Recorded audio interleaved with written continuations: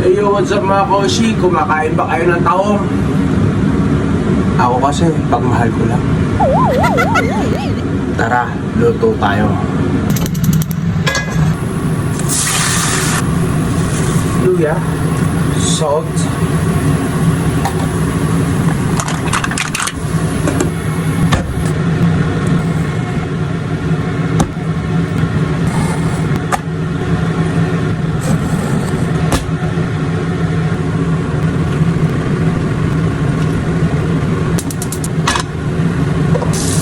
buwang ba?